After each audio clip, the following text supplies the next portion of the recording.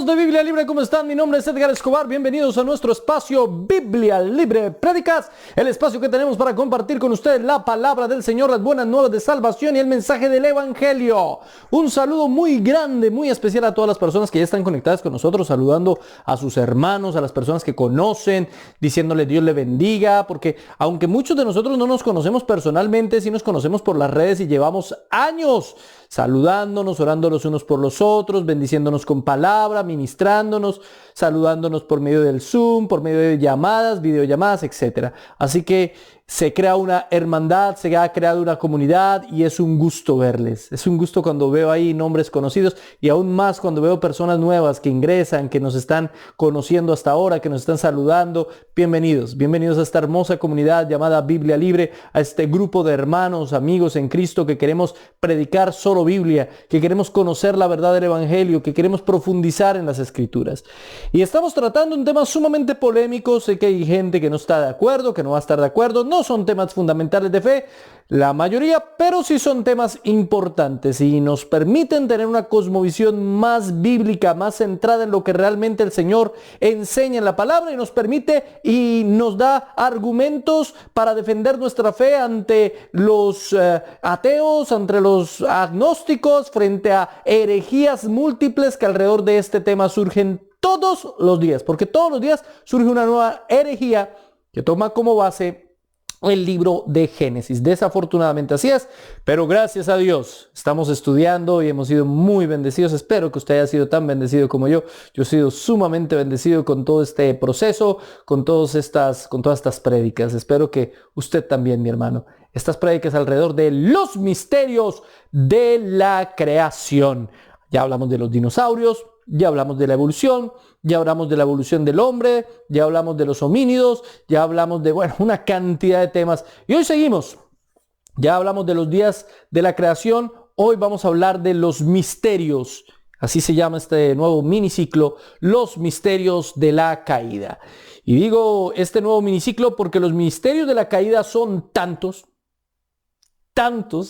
que definitivamente no los voy a poder explicar hoy, mis hermanos queridos. Hoy no me va a alcanzar el tiempo para explicar los misterios de la caída. Hoy solo vamos a comenzar. Hoy vamos a hacer la introducción. Pero ¿qué le parece si antes de hacer esa introducción oramos y le damos gloria a nuestro Señor Jesucristo? Por favor, acompáñenme en oración. No sin antes pedirles el favor de que le dé like, de que se suscriba, de que comparta con todas las personas posibles este video para poder llegar a más personas con la palabra del Señor. Ahora sí, acompáñenme en oración, por favor. Ayúdenme a hablar con el Señor. Amado Señor, Dios soberano, todopoderoso, Rey de reyes, Señor de señores, digno eres de ser alabado, digno eres de ser glorificado. Nuestra vida es tuya, nuestro corazón es tuyo, todo lo que somos, lo que tenemos, lo que entendemos, lo que hacemos, lo que pensamos, lo que sentimos, Señor, está ante ti, está ante tus pies y depende solamente de ti. Gracias por tu misericordia, gracias por tu piedad, gracias por tu bondad, gracias por tu amor, Señor. Habla nuestra vida y habla lo más profundo de nuestro corazón. Te pedimos que toques las vidas y los corazones de cada uno de los hermanos que en esta mañana ya están conectados con nosotros, de cada una de las personas que traen un corazón dispuesto y una mente abierta a entender muchas de las cosas y las preguntas que han surgido alrededor de este tema de la creación, de este tema de Adán y Eva, de este tema de los principios del libro de Génesis, todas esas cosas, esas preguntas que vienen a nosotros y a nuestro ser, que esperamos sean por lo menos respondidas en gran parte con esta serie de enseñanzas. Claro que seguiremos teniendo dudas, claro que seguirán habiendo preguntas, claro que seguiremos teniendo inquietudes. Obviamente con cada respuesta habrán más preguntas, pero lo importante, Señor, es entender la probabilidad y la posibilidad real de que todo esto sea tal y como tú lo diste y lo revelaste en tu palabra. Así que muchas gracias, Señor, por cada hombre y mujer que hasta ahora nos acompaña. Bendícenos y ayúdanos a entender, a comprender y a profundizar en los misterios de la caída. En el nombre del Padre, del Hijo y del Espíritu Santo. Amén y amén. Ya habíamos visto, mis hermanos, y los que no lo han visto, les invito a que lo vean. Habíamos visto los 6 días de la creación. En el séptimo el Señor descansó. Ese es un tema aparte, digamos que no hay un misterio profundo ahí. Pero después de eso, ¿cuánto tiempo va a pasar y cuánto tiempo va a suceder antes de la caída? No lo sabemos, pero hay un tiempo. Hay un tiempo que transcurre y necesitamos ver el contexto de la caída para poder entender la caída. Necesitamos ver los detalles de la caída y los detalles anteriores a la caída para poder entender los misterios de la caída. Así que dentro de este análisis, lo primero que tenemos nosotros que reflexionar, en lo primero que tendremos que pensar, indudablemente es ¿en dónde? Todo esto se dio en un jardín. Hay un jardín en mi corazón, en el jardín. Miremos la base bíblica para poderlo entender de una mejor forma. Génesis capítulo 2, versículo 8.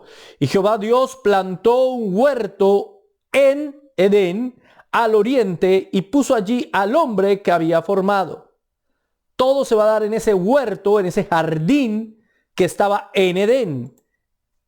Edén proviene de la palabra sumeria, parece ser, Edim, que significa delicia. ¿A qué hago referencia? ¿Acaso no se llamaba ya Edén? ¿Por qué me va a venir a decir que proviene de una palabra sumeria? Bueno, mis hermanos queridos, porque cuando Moisés lo escribió, obviamente Moisés lo escribe muchos, pero muchos años después, ¿sí? Miles de años después. Y cuando se le revela todo esto a Moisés, pues él, en medio de la revelación, él escribe en un idioma. Él lo escribe en hebreo. Y el hebreo, ya como idioma constituido, va a tener raíces en el sumerio y en algunos otros idiomas de la región. Así que por eso, no porque el nombre no concuerde o no sea ese, sino porque obviamente el idioma en el que fue escrito el libro de Génesis era hebreo. Y el hebreo tiene sus raíces en otros idiomas. Recuerde, fue escrito mucho después. ¿Sí? Y lo interesante del asunto aquí es que esa palabra significa delicia. Vaya lugar el jardín. Vaya hermoso lugar, delicioso lugar, lo que da la impresión de que Edén era un lugar maravilloso, era un lugar hermoso, era un lugar placentero, era un lugar donde básicamente cualquier persona quisiera vivir. Y no solo eso, sino que ahí en Edén había un huerto, un lugar aún más hermoso, aún más precioso, aún más maravilloso. Entonces la tierra era hermosa, era buena, toda tenía el mismo clima. Pero dentro de la tierra había un lugar más hermoso que llamamos Edén. Y dentro de ese lugar Edén había un lugar más hermoso que llamamos el jardín o el huerto. ¿Me entiende? Tenga esto muy en cuenta. Téngalo muy en cuenta porque nos va a ayudar a entender varias cosas bien importantes. ¿Dónde quedaba? Bueno, el texto dice que quedaba entre el río Tigris y el Éufrates. En el verso 10 dice: y salía de Edén un río para regar el huerto, y de allí se repartía en 4 brazos. El nombre de uno era Pisón. Este es el que rodea toda la tierra de Ávila, donde hay oro. Y el oro de aquella tierra es bueno. Y hay allí también bedelio y onice. Ojo con esto. El nombre del segundo río es Gihón. Este es el que rodea toda la tierra de Cus. Y el nombre del tercer río es Hiddekel. Este es el que va al oriente de Asiria. Y el cuarto río es el Éufrates.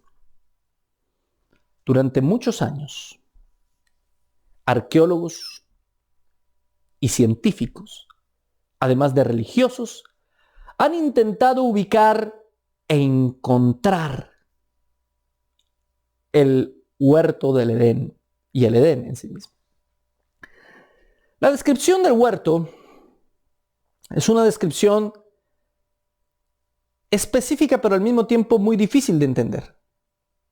Porque nos habla de 4 ríos. Y esos 4 ríos, mi hermano, pues no existen en la región. Podemos decir que reconocemos el Éufrates, que es un río que aún se llama Éufrates, y Dekel era un antiguo nombre que se utilizaba para referirse al río Tigris. Así que tenemos 2 ríos reconocibles el Tigris y el Éufrates, pero tenemos otros dos ríos que no existen en la región, el Pisón y el Gihón. ¿Dónde están esos ríos? Bueno, muchos han tenido la idea de ubicarlos en ríos cercanos. Algunos dicen, bueno, puede estar hablando del río Nilo por un lado y puede estar hablando del Jordán por el otro. Y ahí tenemos 4. Tendremos que seguir ubicando 4 ríos hacia cualquier lado, porque alrededor del Tigris y el Éufrates, si vamos a ponerlo desde ese punto de vista, pues cualquier río nos serviría. Ahora, lo que dice es que todos los 4 ríos venían de uno solo, se abría en 4 partes diferentes, en 4 ríos. ¿Qué río o qué 4 ríos cumplen ese parámetro? Ninguno.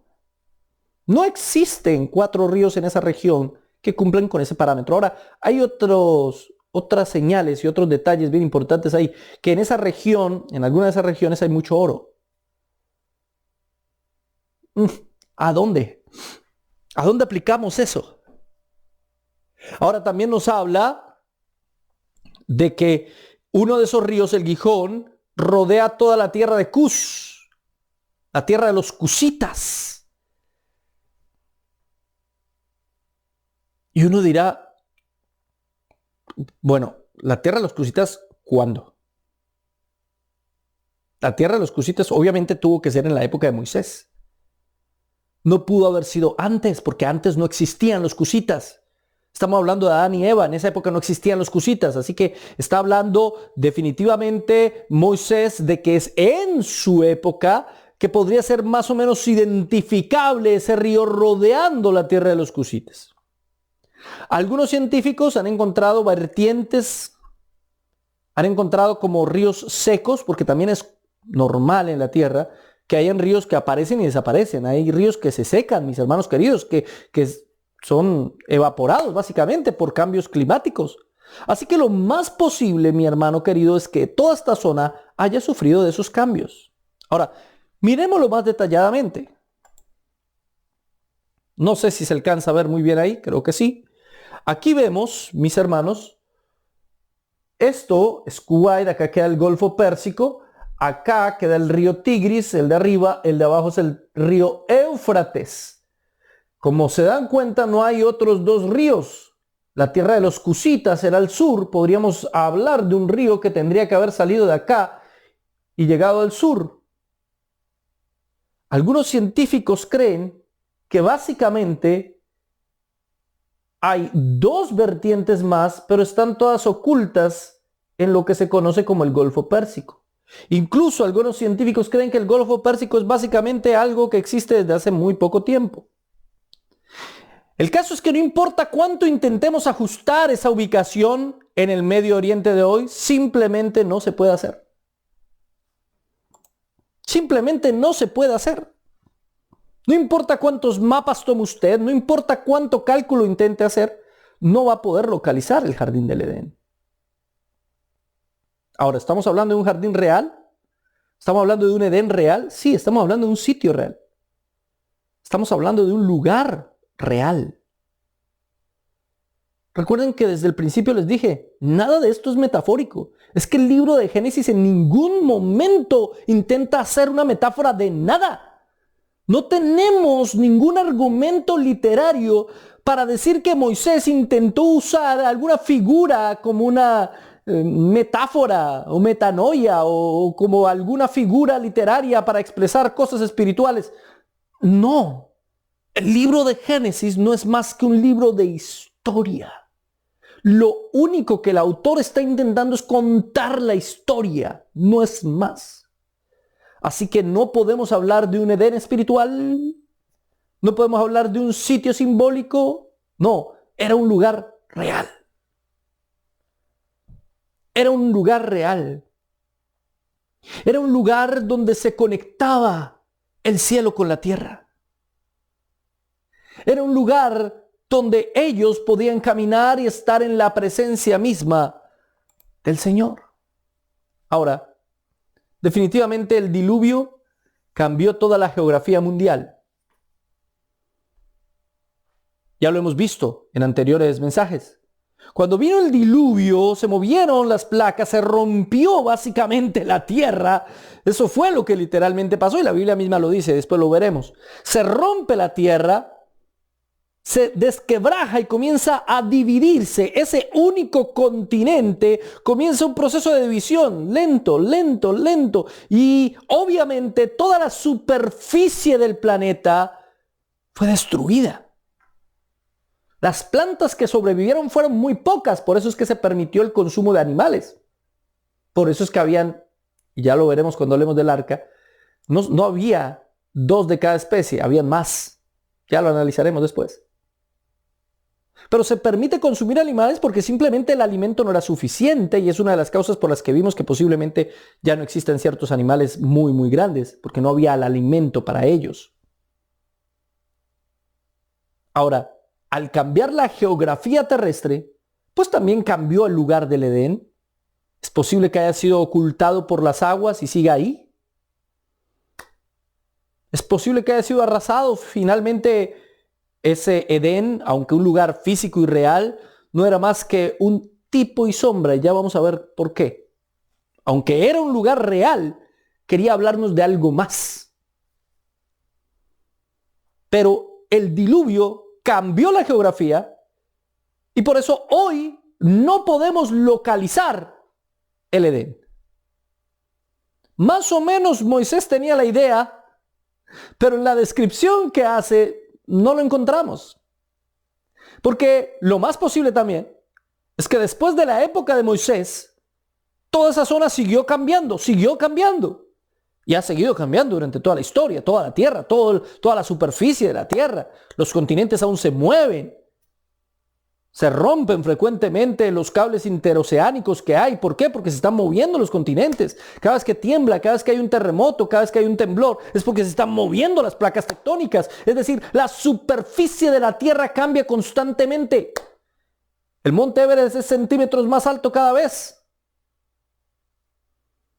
Centroamérica y Suramérica cada vez están más separaditos, de a poquito. Pero en la época de Moisés era un proceso un poco más ligero, más rápido. Así que la descripción de Moisés no nos sirve tampoco para hoy porque el mundo en el que vivió Moisés no es el mismo mundo geográficamente hablando en el que estamos nosotros viviendo. Aunque sí era muy parecido, pero no era exactamente el mundo en el que vivimos nosotros. Ahora, ¿por qué entonces menciona el Tigris y el Éufrates? ¿Por qué? Conocía esos 2 ríos, pero hubo un diluvio y debió haber acabado con esos ríos. Sí, efectivamente, debió haber acabado con esos ríos. ¿Por qué Tigris y el Éufrates? La verdad es que no sería raro que los descendientes de Noé nombraran a los nuevos ríos como los ríos que ya conocían. Que Noé y sus hijos, su familia, vieran unos nuevos ríos que salieran por ahí, que el Señor permitió en su soberanía y sabiduría que aparecieran esos nuevos ríos. Y no es raro, no sería extrañar que ellos le pusieran exactamente los mismos nombres a los ríos que ellos ya conocían. Como no se formaron los otros 2 ríos, solamente se formaron 2, pues solo le pusieron a uno Tigris y al otro Éufrates, y a ninguno le pusieron Gihón ni Pisón, ni nada de eso. Así que el Tigris y el Éufrates que tenemos hoy no son exactamente el mismo Tigris y Éufrates que narra o describe la ubicación exacta del Edén. Y eso sigue pasando, ese tipo de cosas. Por ejemplo, aquí en Connecticut hay un río que se llama Támesis. Támesis. Eso es un río europeo. ¿Por qué hay un río en Connecticut que se llama Támesis? Porque uno tiende a ponerle nombre a las cosas a las nuevas cosas conforme a las cosas que ya conocía. Y podríamos dar miles de ejemplos. Nueva York. ¿Por qué Nueva York? Pues porque hay un lugar que se llama York en Inglaterra y aquí es la Nueva York. Listo. Uno tiende a hacer eso y eso es precisamente lo que seguramente pasó y por eso estos 2 nuevos ríos van a tener el mismo nombre de los 2 ríos que rodeaban el Edén. Pero esta vez solamente van a haber 2. No hay misterio ahí. Mucha gente quiere desmentir la palabra de Dios utilizando eso. Pero no hay misterio ahí. Es absolutamente sencillo de explicar. No hay nada raro en el asunto. Ahora bien, aquí quiero que notemos algo muy interesante. Dios crea la Tierra, el planeta completo, un solo continente hermoso, perfecto, maravilloso, lindo. Listo. Pero en la Tierra, Dios crea un espacio que se llama el Edén, un lugar más bonito, más hermoso, más especial. Y dentro del Edén, Dios crea un lugar llamado el jardín, donde va a ser básicamente la finquita de Adán y Eva, que seguramente era un territorio bastante amplio y extenso, pues para 2 personas. ¿Se dan cuenta? Tierra, Edén, jardín. Mis hermanos queridos, el modelo siempre ha sido el mismo. El Señor dijo que construirían un lugar que tenga un atrio, el tabernáculo, con un lugar más interno y más bonito llamado el lugar santo, y un lugar más interno y más bonito llamado el santo de los santos o el lugar santísimo. La estructura, el diseño, el plan, la maqueta del planeta es exactamente la misma maqueta del templo, del tabernáculo. Es exactamente la misma maqueta. En el diseño de Dios estaba lo mismo. ¿Qué era el planeta? Era un templo. El planeta era el templo donde podía estar en comunión el ser humano con su Dios, con un lugar santo, donde podrían estar más cerca de Él, y con un lugar santísimo, el jardín, donde podían convivir con Él, estar todo el tiempo en comunión con Él, donde el Señor se paseaba por el jardín. El libro de Génesis dice que el Señor se paseaba por el jardín. Hablaba con ellos, estaba en presencia de ellos, ellos estaban en presencia de Dios. Y uno se pregunta, ¿qué Dios vieron? Si la misma palabra dice que al Padre nadie lo ha visto. ¿A quién vieron? A la segunda persona de la Trinidad, a nuestro Señor Jesucristo. Él era el que se paseaba con ellos en el jardín. Mis hermanos queridos, el jardín era el lugar de intersección.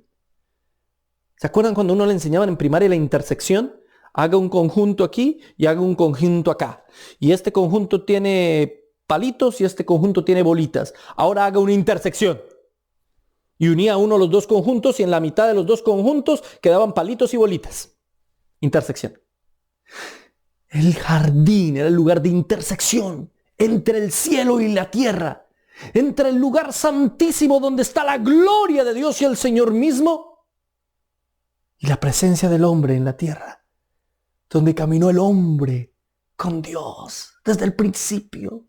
Desde el principio el Señor estuvo aquí. Él fue en el principio. Por eso Jesús dice, antes de Abraham yo era. Él ya era antes de Abraham. Él estuvo con Adán en el jardín. Él compartió con Eva. Él se manifestó allí, en esa intersección maravillosa entre el cielo y la tierra, mi hermano querido. Y en el día final, cuando el Señor regrese, estaremos nosotros en una situación exactamente igual. Retornaremos al paraíso, porque el paraíso es el vínculo entre el cielo y la tierra. El nuevo cielo y la nueva tierra se unirán, porque podremos convivir de nuevo con nuestro Señor, porque podremos compartir de nuevo con el Creador, porque caminaremos junto a Él, lo veremos a los ojos, compartiremos con Él, viviremos con Él. ¿Qué placer más grande puede existir? ¿Qué gozo o alegría más grande pudiera haber? Ninguna. Nada comparable a eso. El planeta, mi hermano, y aquí es donde viene la clave del asunto. El planeta entero fue diseñado para que el hombre tuviera comunión con su Dios. Y el hombre rechazó eso. El ser humano rechazó esa comunión. La hizo a un lado, la ignoró. Pero fue tan bueno el Señor que quiso mantenerla. Por eso dio el diseño del tabernáculo a Moisés. Por eso impulsó a Salomón y lo ayudó a construir el templo. Y por eso ahora nosotros somos el templo. Nosotros, la iglesia, somos el templo. Usted es el templo. Y algún día se restaurará la comunión entre el planeta y su creador. Y el planeta será el gran tabernáculo de la presencia de Dios. Yo no sé si usted le da gloria a Dios por eso, pero yo le glorifico enormemente. Glorifico al Señor.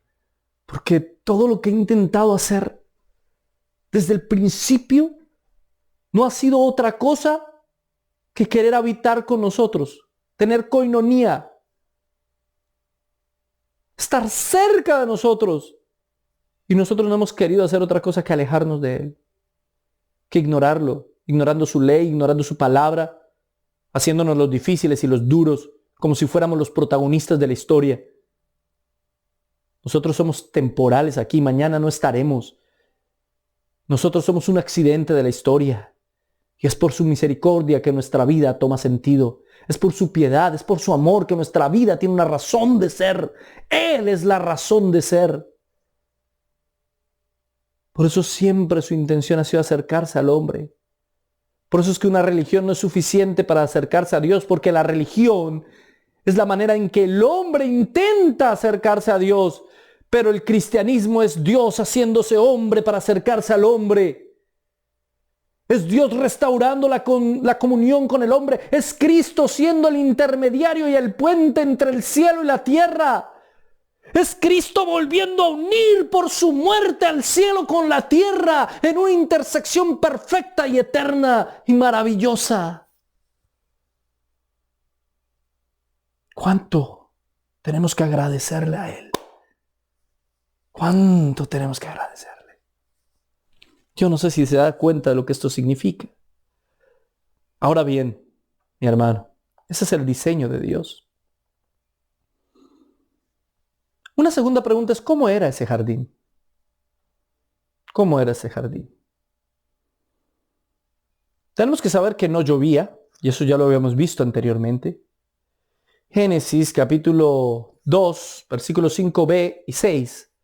Jehová Dios aún no había hecho llover sobre la tierra, ni había hombre para que labrase la tierra, sino que subía de la tierra un vapor, el cual regaba toda la faz de la tierra. Sin necesidad de que el hombre cultivara, ya salían los árboles frutales, no había lluvia, había un vapor que cubría toda la tierra.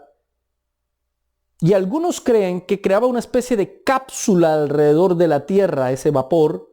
Algunos piensan que esa agua es la que está... ¿Se acuerdan que al principio dijimos que el Señor dividió el agua que estaba en la tierra con el agua que estaba en los cielos? Algunos piensan que esa cápsula en la que estaba envuelta era una cápsula hídrica externa, en la que estaba envuelta una cápsula de humedad completa, en la que estaba envuelta el planeta y que causaba un ambiente absolutamente diferente al nuestro. Además de que, obviamente, Adán y Eva eran distintos a nosotros. ¿En qué sentido? En que ellos manifestaban absolutamente la imagen y semejanza de Dios. Cuando caen en el pecado, espiritualmente mueren y la imagen y semejanza de Dios es deteriorada. Pero no solo eso, sino que al pasar los siglos, la imagen y semejanza de Dios en nosotros ha sido más y más y más deteriorada. Así que lo triste del asunto es que cada vez nos parecemos menos a nuestro Creador. Somos una imagen abstracta ya de nuestro Creador. Aún seguimos siendo imagen y semejanza de Dios, pero somos una imagen abstracta. Eso lo hablamos la vez pasada también. uno podría hacer un símil alrededor de la historia del arte.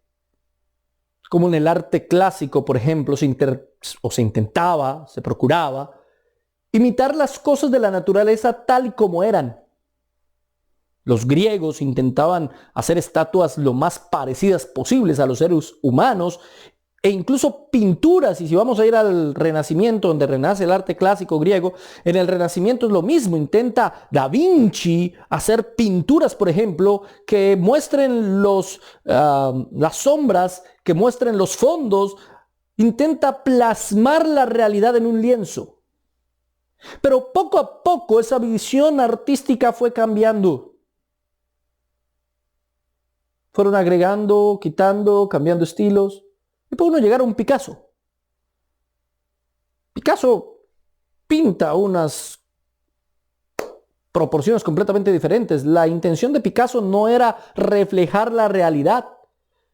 La intención de Picasso era demostrar sus emociones. Entonces tenía dos ojos a un lado y la nariz chueca por acá y una oreja por aquí. Y usted al ver la pintura identifica un rostro. Usted dice, acá hay un rostro. Pero está tan chueco que estoy seguro que no es un rostro real. No es como cuando veía las pinturas clásicas que usted decía, wow, este es un ser humano. Aquí dice, este es un ser humano chueco. Eso es lo mismo que ha pasado con el hombre, mi hermano querido. Entre más cercanos estaban a Adán y Eva, una similitud se encontraba. Pero ahora que nos hemos alejado de ellos, estamos cada vez más distantes de la semejanza, imagen y semejanza de Dios. De hecho, esa es una de las razones por las cuales Dios permitió el diluvio, porque la depravación llegó a tal extremo que tuvo que acabar con todo. Y la Biblia enseña que cuando Él regrese será como en los días de Noé. La depravación iba a llegar a esos niveles.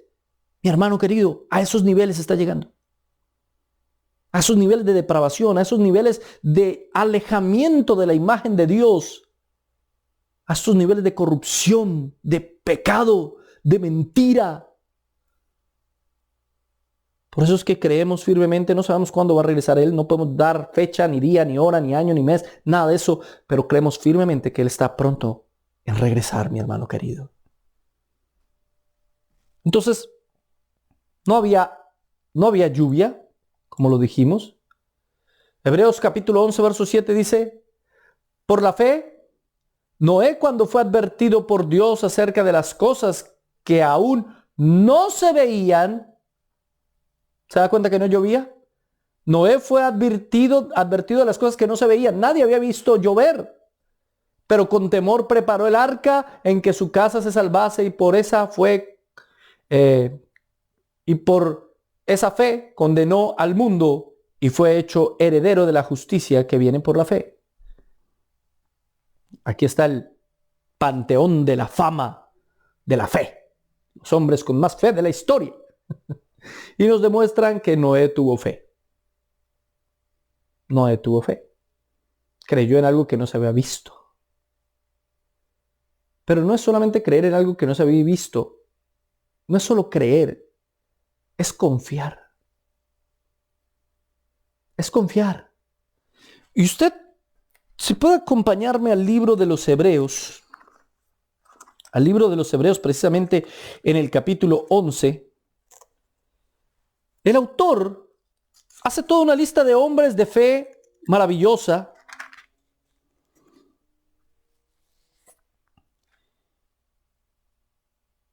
Y el primero que aparece en la lista, en el verso 4, es Abel. Por la fe, Abel ofreció a Dios más excelente sacrificio que Caín. Y ahí comienza a nombrar a todos. Pero lo que nos confunde a veces es el versículo 1. Ahora bien, la fe es la certeza de lo que se espera, la seguridad de lo que no se ve. La certeza de lo que se espera, la seguridad de lo que no se ve. La salvación siempre ha sido por fe. Ha sido por confiar en el Señor.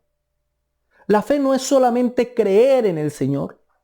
La fe es confiar en su palabra y descansar en su palabra. Hermano, y es que la caída no es más que falta de fe. ¿Tenían fe Adán y Eva?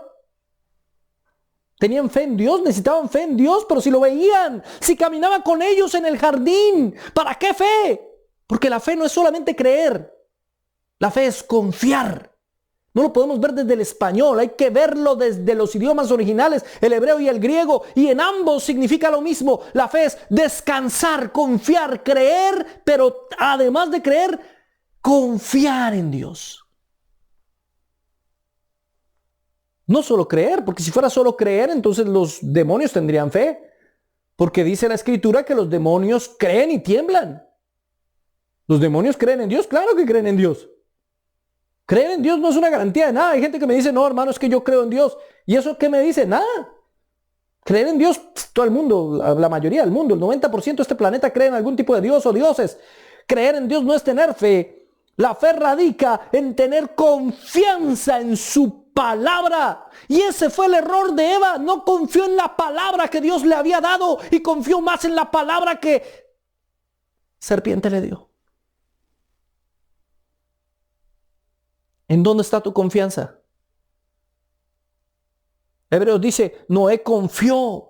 Dios le dio una palabra, va a llover. Noé nunca había visto que lloviera, pero él confía en la palabra de Dios. Tu fe está en el confiar en la palabra de Dios. ¿Confías en la palabra de Dios?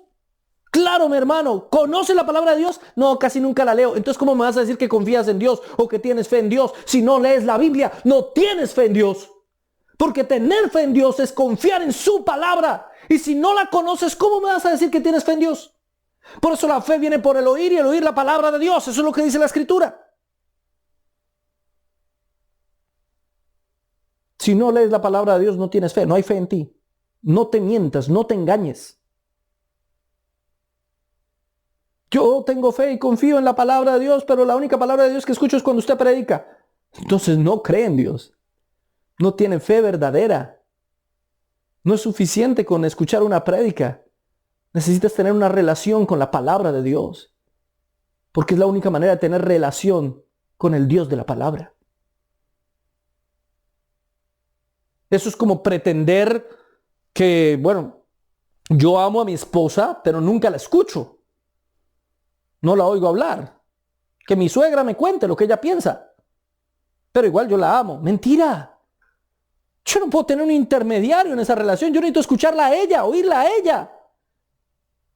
Escuchar su voz. No puede haber un intermediario ahí. ¿Me entienden?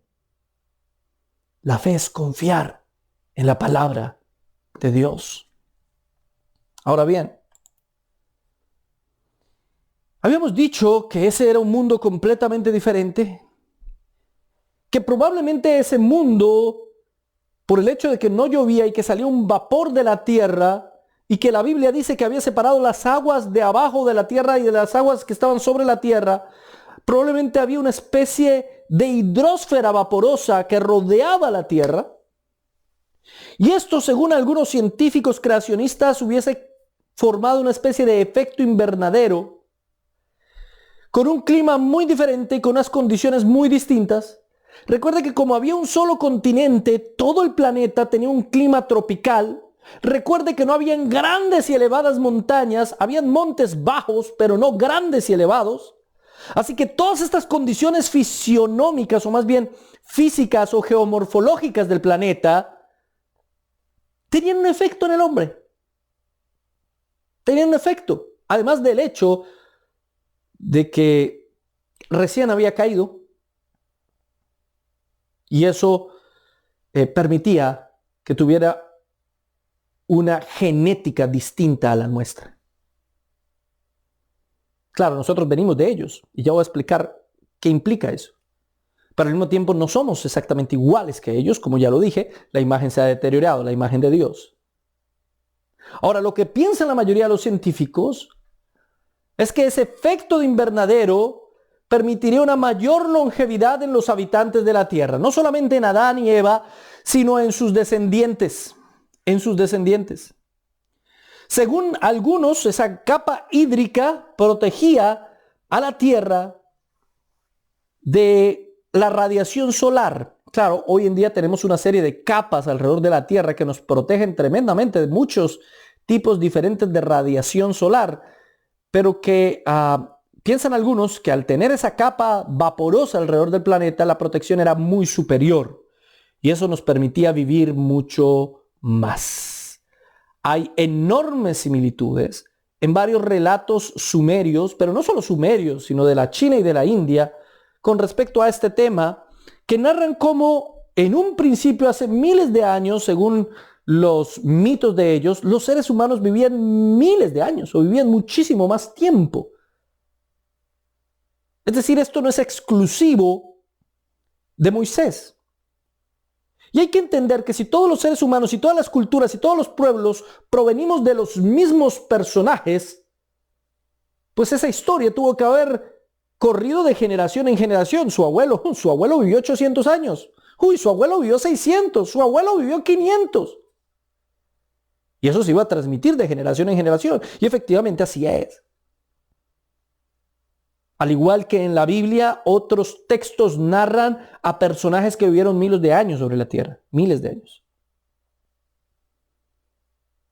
Y este es un tema polémico. Mucha gente dice, ¿cómo es posible? Eso que Adán vivió 900 tantos años. No. Matusalén, todos los años que casi 1000 vivió Matusalén. No, eso es increíble, eso es absurdo. Un ser humano no puede vivir tanto. Sí, hoy en día no. La misma Biblia nos enseña que nosotros tenemos delimitada nuestra edad. En promedio vivimos 80 años. Y lo máximo que un ser humano puede vivir sobre la tierra son 120 años. Y eso, no hay un ser humano que pase esa barrera. De hecho, los científicos lo saben y ya la Biblia lo decía. Científicamente parece ser imposible que un ser humano viva más de 120 años. Y la Biblia lo decía así, literalmente. El tiempo máximo del ser humano será de 120, pero al principio no era así. Las condiciones que ya mencioné hacían que los seres humanos pudieran vivir mucho más. Ejemplos. Adán vivió 930 años, Génesis 5.4. Set 912, Génesis 5.8. Enos 905. Cainán 910. Mahalalel 895. Jared 962. Enoc 365. Pero tengan en cuenta que Enoc fue levantado, ¿recuerdan? En un torbellino y llevado al cielo vivo. O sea, esos 300 de Enoc son aquí en la tierra. Matusalén 969, que es el más viejo de la historia. Lamec 777, el mismo Noé 950. Pero a partir de Noé, la cuestión va a cambiar radicalmente. En esta tabla están todos esos mismos personajes: Adán, Sed, Enoc, Cainán, Mahalalel, Jared, Matusalén, Lamec, Noé. Y aquí ya Sem, Arfaxad, Selah, Eber, Peleg, Reu, y ya comienzan a bajar. Los patriarcas comienzan a vivir mucho menos. El cambio es efectivamente desde el diluvio. Después del diluvio se marca una diferencia fundamental en los años de vida del ser humano. Las condiciones climáticas de la tierra cambiaron. Ya no son tan aptas para la vida. Siguen siendo aptas para la vida, pero cada vez menos. Desde el mismo momento después del diluvio. Y al pasar el tiempo, las condiciones para la vida del ser humano sobre la tierra son más y más difíciles. Primero por el principio de entropía. Las cosas van cambiando y se van deteriorando. El universo está agotando su combustible usable. Pero en segundo lugar también por la corrupción misma del hombre. El hombre se ha encargado de que cada vez sea más difícil. Y usted puede decirme, bueno, pero hay médicos, doctores, ciencia médica que ha permitido que los seres humanos vivan más tiempo. Hoy en día se vive en promedio más que en el siglo XIX o en el siglo XVIII. Y eso es verdad. Pero no por la naturaleza del hombre o por la naturaleza del clima, sino por la misericordia de Dios, que ha permitido que los científicos y los médicos descubran una serie de mecanismos o de medicinas que nos permiten sobrevivir más en la tierra. Y esto es muy importante. Ahora bien, mis hermanos queridos, quiero que miremos esto. Quiero que miremos esto.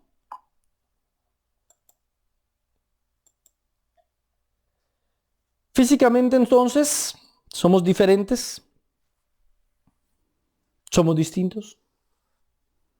Venimos de Adán y Eva, pero obviamente somos diferentes a Adán y Eva. El ambiente, el clima, la geomorfología de la tierra hace que seamos distintos. Y ahí surge uno de los grandes debates o argumentos que sacan aquellos que están en contra del cristianismo para decir que todo esto es un mito y todo esto es mentira. Te preguntan, ¿cómo es posible que de una sola pareja, Adán y Eva, y le dicen a uno, una pareja de blancos, porque presumen que Adán y Eva eran blancos, no sé por qué, que de una pareja de blancos salieran todo el resto de las razas de la tierra? ¿Cómo es posible eso? Bueno, primero porque no somos iguales a ellos. Segundo porque en la tierra no hay muchas razas, hay una sola raza. Ya lo expliqué en una prédica anterior, mis hermanos queridos. Cuando la Biblia habla de toda raza, lengua, tribu y nación, la palabra raza en el griego es la palabra etnos, que nos habla de un grupo étnico. No nos está hablando del color de piel solamente, no nos está hablando de las características físicas de la persona, nos está hablando más de las características étnicas, de la cultura, de la historia, de la nacionalidad de esas personas. Pero la Biblia lo que realmente enseña cuando nos está hablando de la fisonomía del ser humano es que hay una sola raza. Una sola raza, mi hermano querido. La raza humana. Fin. Fin. Entonces, partiendo de esa premisa, ya el argumento que ellos ponen en contra diciendo cómo es posible que todas las razas salgan de Adán y Eva, ya está mal. Porque es que solo hay una raza. Ese es el problema, que el hombre ha querido dividirnos a los seres humanos en diferentes grupos, unos mayores que otros. Es que en cierto sentido el concepto de la evolución ha sido usado precisamente a favor del racismo. ¿O no era eso lo que decía Hitler? Yo soy de raza aria, más evolucionado. Los blancos ojiazules como yo, decía Hitler. Altos, rubios. Bueno, él no era ni alto ni rubio. Hitler no era un ario como él lo planteaba, además. ¿Sí? Somos superiores que los indiecitos latinoamericanos, chiquiticos, morenitos, o los africanos. Todos ellos se parecen más a los homínidos. Porque en cierto sentido, la evolución implicaría que hay unos que han progresado más en ese proceso evolutivo y otros menos. Y haría entonces que el ser humano no provenga todos del mismo lugar. Piénselo. La única manera de justificar una igualdad entre todos los seres humanos es que todos vengamos del mismo lugar. Si no, entonces es muy posible que hayan unos evolucionado más que otros. Y si ustedes quieren justificar, queridos amigos ateos, el hecho de que todos los seres humanos tenemos los mismos derechos, entonces tendrían que admitir que todos venimos, si usted no quiere decirle a Adán y Eva, usted le podría decir entonces de la primera pareja de homínidos. Porque entonces el desarrollo evolutivo de ellos daría como origen a todos los demás, por igual. Pero si salieron unos homínidos en una parte del planeta y otros completamente diferentes en otra, ni siquiera serían la misma especie. No sé si me hago entender. Aquí hay una cantidad de preguntas que giran alrededor de este asunto. Lo cierto es que la Biblia no nos habla en ese sentido. La Biblia nos habla de que todos somos simplemente una raza y todos descendientes de Eva. Génesis capítulo 3, verso 20. Y llamó a Adán el nombre de su mujer Eva, por cuanto ella era madre de todos los vivientes. Eso significa Eva, madre de todos los vivientes. todos, obviamente no todos los animales vivientes, porque aquí lo que está hablando es que hay una diferencia entre animales y seres humanos. No somos iguales, ya lo dijimos la clase pasada. La madre de todos los vivientes es Eva, de todos los seres humanos vivientes, sin excepción. No importa qué raza pertenezcas. No importa qué grupo étnico eres. Todos venimos de Eva. Y eso nos pone a todos en igualdad de condiciones, igualdad de derechos, mi hermano. No hay unos con más derechos que otros. Eso no es verdad. Porque todos venimos de Eva. Ahora bien, ¿y por qué hay unos más negritos y otros más blanquitos? Bueno, la verdad es que todos los seres humanos tenemos el mismo color. Todos. Porque lo que le da color a nuestra piel, a nuestros ojos y a nuestro cabello es una sustancia que se llama la melanina. Ahora, hay dos tipos de melanina. Hay dos tipos, dos formas de melanina.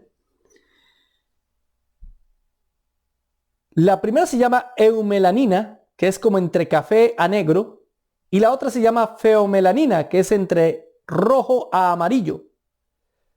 La proporción de melanina, de eumelanina o feomelanina que tenemos, es lo que nos hace ser o más blanquitos o más oscuritos o más rubiecitos o más ojiazules. Tiene que ver con esos dos tipos de melanina.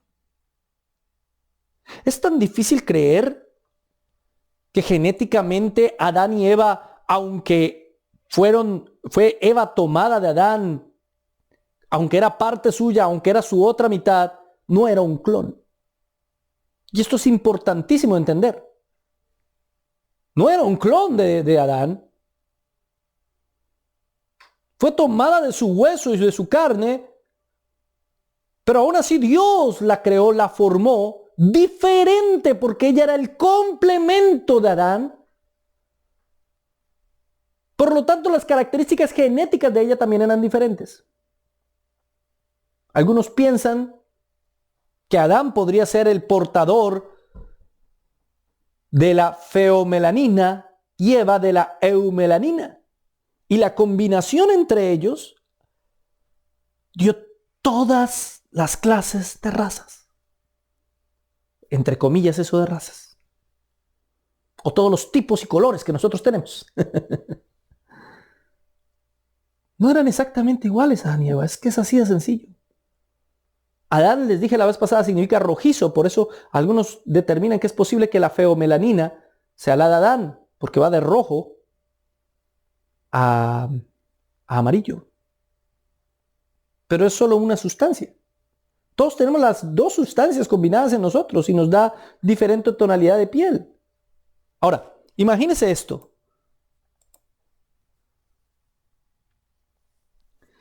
La pregunta que muchos hacen, ¿no deberíamos todos entonces ser de un solo tono, de un solo color de piel, ojos, cabello? Dice Génesis 11:8, así los esparció Jehová desde allí sobre la faz de toda la tierra y dejaron de edificar la ciudad. Y usted me podrá decir, bueno, ¿y eso qué tiene que ver? Génesis capítulo 11, versículo 8 está narrando la Torre de Babel. Para ese entonces ya habían pasado muchos años después de Adán y Eva. Y seguramente habían ya diferentes tonalidades de piel entre las personas. Pero al esparcirse, el Señor dice en la Escritura, los esparció en cada rincón de la tierra, los mandó unos muy lejos de otros. Quedaron ciertos grupos aislados, mezclándose solo entre ellos, lo que daría una mayor propensión a ciertas características físicas y de piel, de color, de piel y de cabello y de ojos. Mientras los otros que se alejaron se comienzan solo a mezclar entre ellos y no con los que están acá, pues se harían más evidentes ciertas características físicas. Lo voy a explicar más detalladamente para que me entienda. Digamos que este es Adán y esta es Eva, ¿cierto? En los genes, Adán tiene una combinación A mayúscula, A minúscula, B mayúscula, B minúscula. Y Eva tiene una combinación similar. Ahora, entre ellos dos, genéticamente, podrían dar diferentes tipos de combinaciones. A minúscula, A minúscula, B minúscula, B minúscula. Ella tiene una A minúscula, él tiene una B minúscula, así que se puede dar perfectamente esa combinación genética. Esto es simplificado, esto es mucho más complejo. Acá lo estoy poniendo súper sencillo para que me entiendan, ¿sí? Y ya es diferente si tengo dos A minúsculas, una B mayúscula y una B minúscula. Ya da otra versión. Y dependiendo de usted cómo combine los genes de ellos dos, me van a dar personas completamente distintas en sus características fisiológicas. Eso no es tan difícil de entender, ni tan difícil, ni tan imposible. Se sabe por la ciencia que las personas con tonos de piel medios tienen una mayor variación genética y sus hijos pueden ser muy diferentes. ¿No ha visto usted familias donde tienen una niña morenita y luego tienen otra niña y la niña es rubita? Y usted ve a los papás y dice, ¿de dónde salió esa niña tan rubia, oiga? Y usted ya mira como sospechoso y le dice al marido, obviamente, cuidado, cuidado. Pero es que hay variación genética. Con el paso de los siglos tenemos una variedad genética enorme dentro de nosotros mismos. Si yo me hiciera una prueba genética me saldría un 80% indígena latinoamericano, un 20% o no, un 10% español, un 5% portugués, un 4% africano, un 3% asiático. Me saldría una mezcla bravísima. Porque con el paso de los siglos hemos ido mezclando y mezclando todo esto.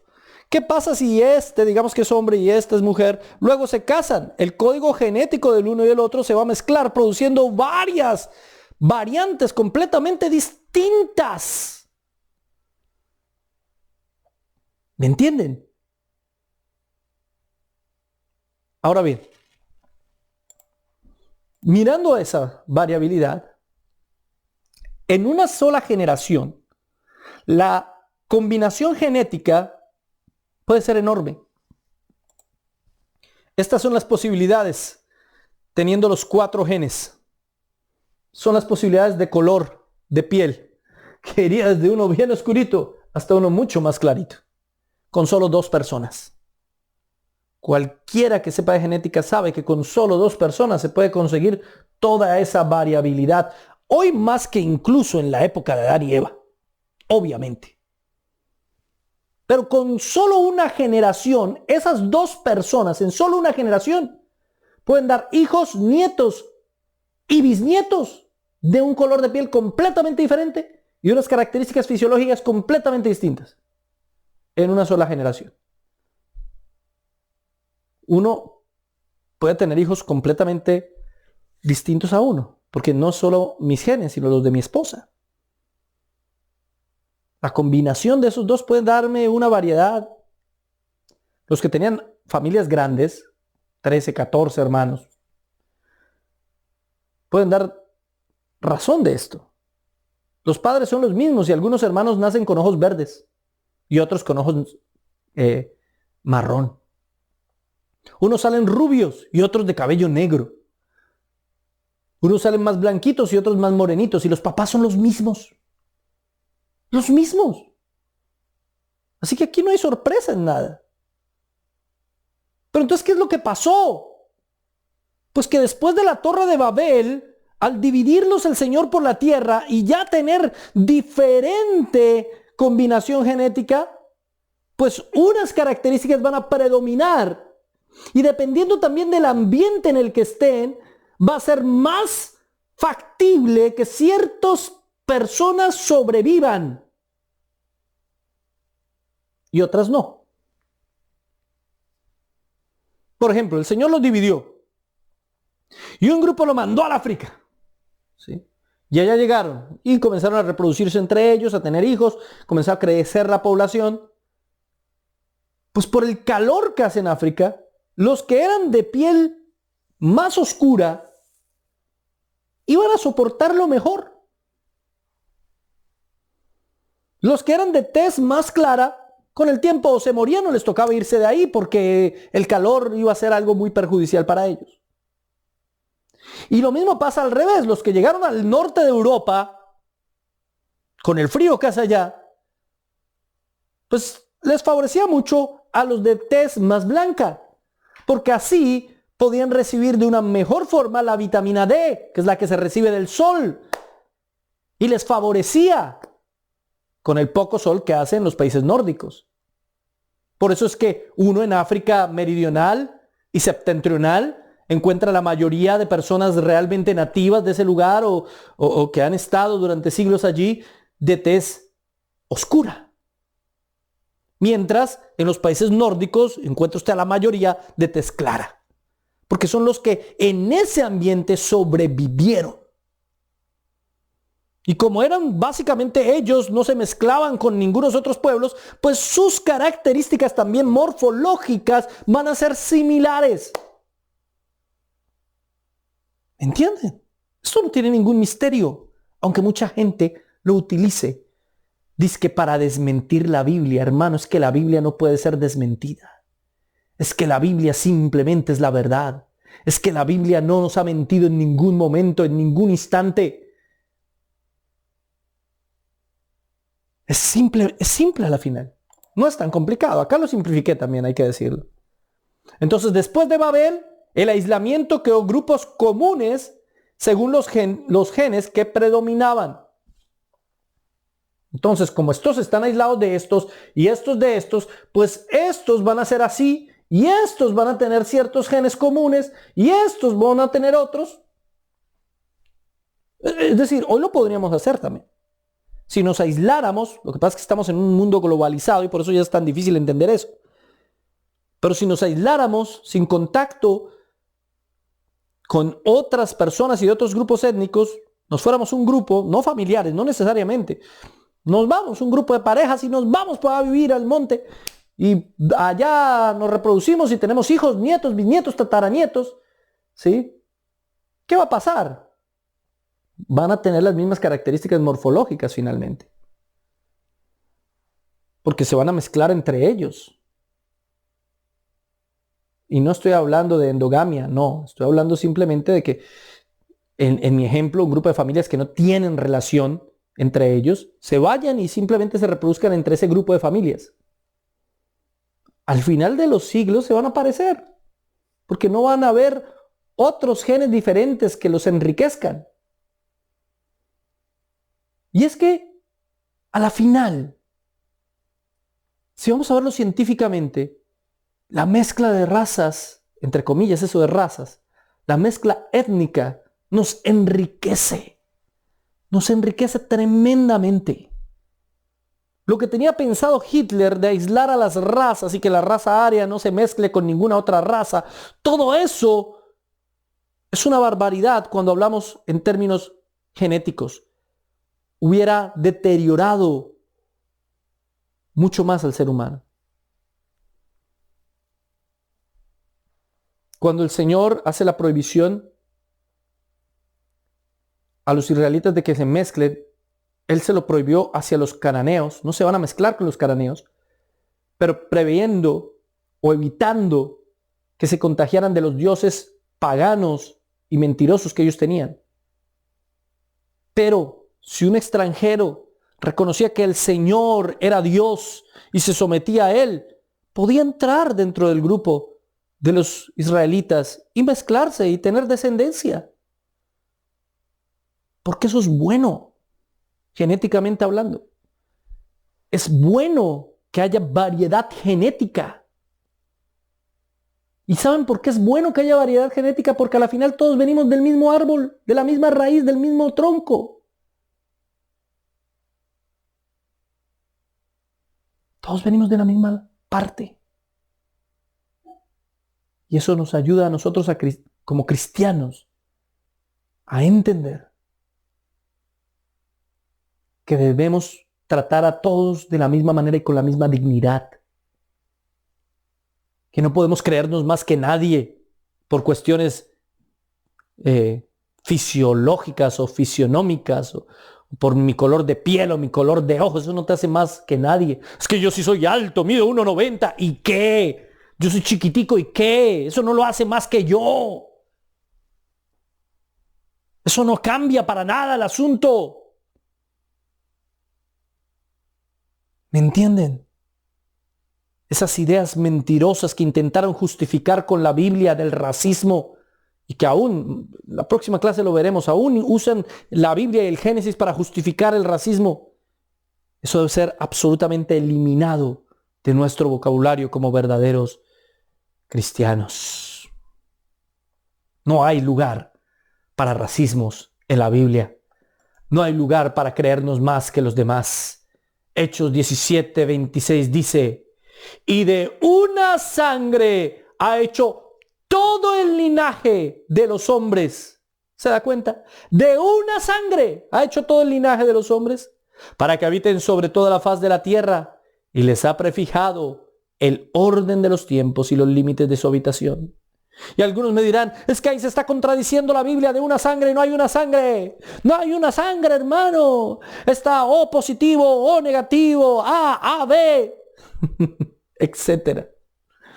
Y comienzan a malinterpretar eso y a jugar con eso. Pero sí es una sangre. Aunque haya diferencia en el RH. Aunque usted no le pueda donar un A negativo a un A positivo. Pero es una sola sangre. Usted puede ver como un O negativo es un donante universal. Esa sangre se la puede donar usted a cualquiera. ¿Qué quiere decir? Que es una sola sangre. Que con el paso de los siglos y el cambio genético que hemos tenido, sí ha habido transformaciones incluso en nuestra sangre. Pero el hecho de que exista el O negativo, mi hermano, nos comprueba que es una sola sangre. Hay sangre que es donante universal, así como hay sangre que es receptora universal, que recibe sangre de cualquiera. Somos una sola sangre. Una sola sangre. No tiene sentido lo que algunos grupos extremistas intentan predicar y se las dan de cristianos. La supremacía blanca. ¿Cuál supremacía blanca? Ni que 8 cuartos. Me enoja eso profundamente. Y a cualquier verdadero cristiano debería enojarle.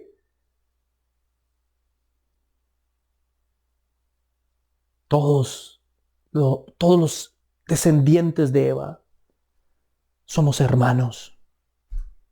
Por descendientes de Eva. No porque seamos hijos de Dios, porque no todos somos hijos de Dios, sino por descendientes de Eva. En ese sentido es que tenemos hermandad. En ese sentido.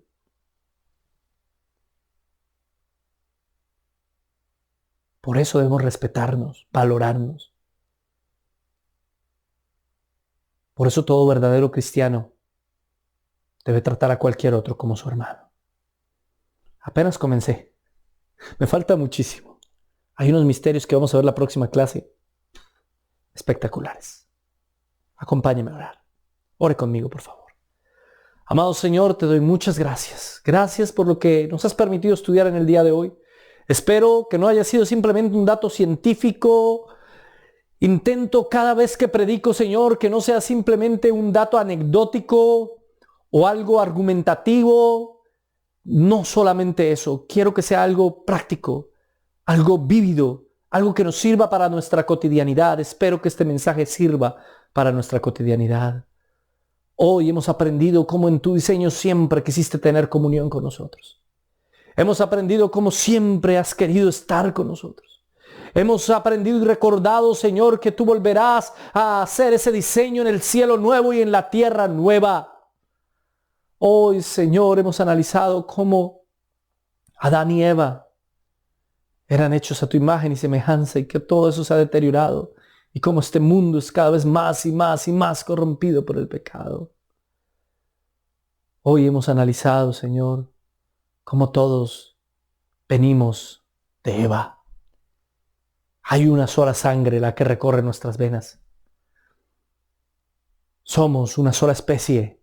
Somos una sola raza. Y aún así nos odiamos, nos matamos. Incluso por cuestiones de religión nos apedreamos. Ten misericordia, Señor, con nosotros. Qué ignorantes somos todos. Qué ignorantes somos. Perdónanos. Ten misericordia. No nos permitas jamás discriminar a nadie. No nos permitas jamás creernos más que nadie. No nos permitas nunca mirar por encima del hombro a alguien que simplemente pertenece a un grupo étnico diferente al nuestro. Señor, ten misericordia de nosotros y ayúdanos a ver en el otro tu imagen.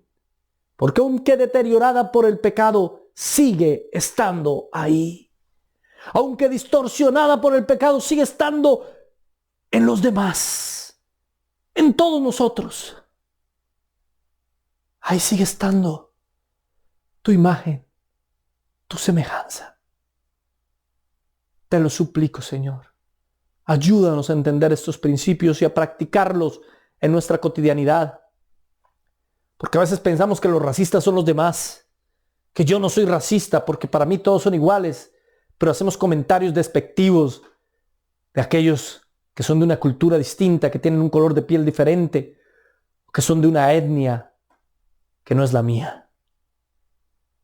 A veces los miramos mal, pensamos mal de ellos, les hacemos el feo. Oh, Señor, ten misericordia. Y eso sí que es cierto en este país, Señor, en los Estados Unidos.